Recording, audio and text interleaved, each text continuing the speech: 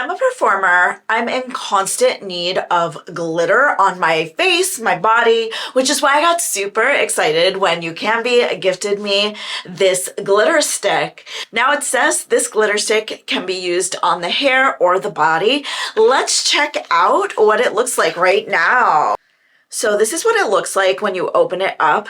Now I have to try and figure out how to get this plastic part off. I see. So it twists from the bottom, and then when you get it up a little, you can pull this off. It almost looks like loose glitter. I was a little nervous it was going to spill everywhere, but it's not loose. It's in there. So I'm going to put a little bit on my arm so you all can see how it looks. Nice.